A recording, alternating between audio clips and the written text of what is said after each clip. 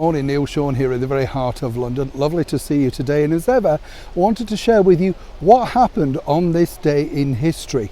Now, we need to, now I've got a bit of an advice for you really.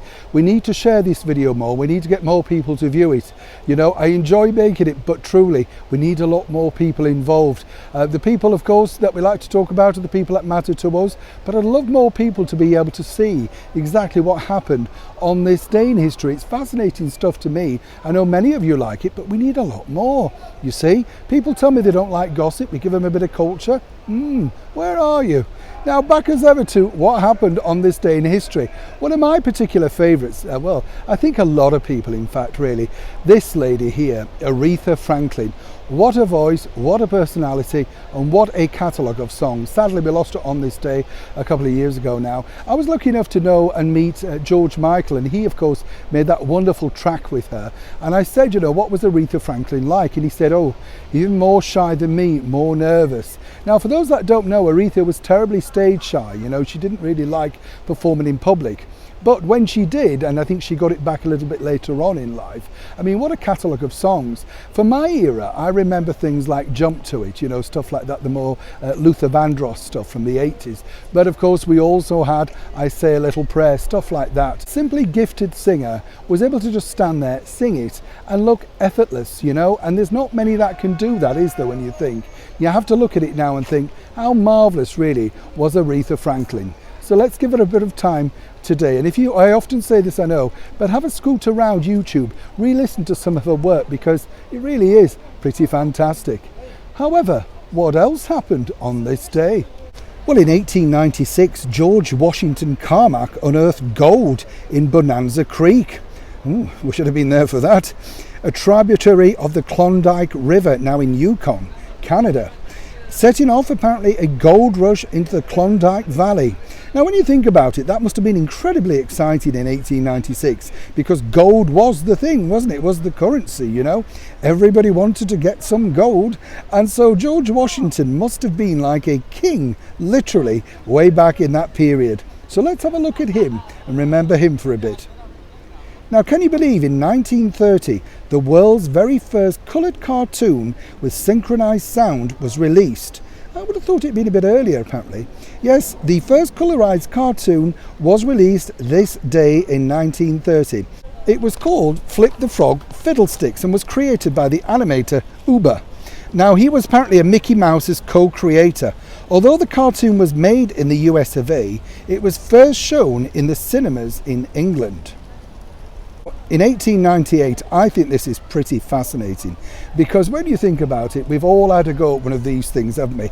Oh, you know what I'm talking about. The fun fairs, the whirl of the roller coaster, the dodgems. So in 1898, Edwin Prescott was awarded a patent for the vertical loop roller coaster.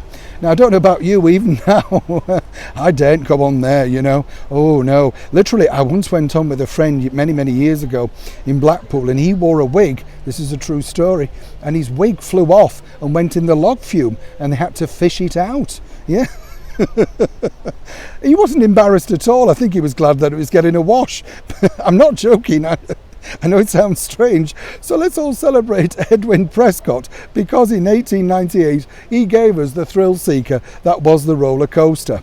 Also on this day, our wonderful monarch, who is literally everywhere here in England, Queen Victoria of Great Britain, sent the very first ever transatlantic telegraph to the US President James Buchanan.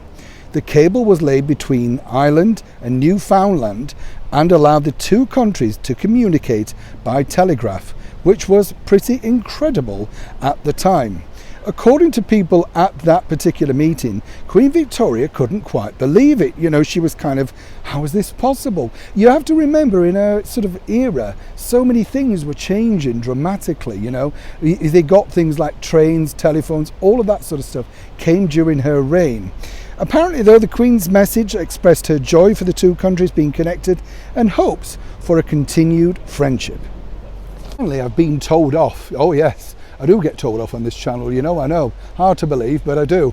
It's all because I missed a birthday, apparently. Yes, I'm not sure we were actually doing this segment on August the 10th, but there you go.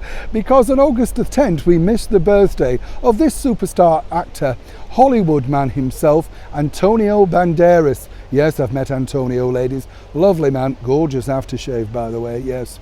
And actually, he was going, I'll let you into a bit of a secret, you know, because we know him as star of so many movies like Aretha and Zorro. But way back in the early 90s, he, along with Eddie Murphy, signed a record deal for RCA via Simon Cowell of the X Factor fame, that's right. And they were going to be making an album of songs alongside the super producers Stock Aitken Waterman. Don't know really whatever became of it, but I do remember a deal was on the table. But suddenly, and this was a few years after Aretha, so probably, you know, the early noughties, something like that. But seemingly, Antonio had bigger fish to fry and it never came off. Anyway, let's wish the superstar Hollywood actor Antonio Banderas a very belated happy birthday. Now, you're up to date with all that happened on this day in history. Now, will you join me tomorrow? I'll see you bright and early. Neil Sean in the very heart of London.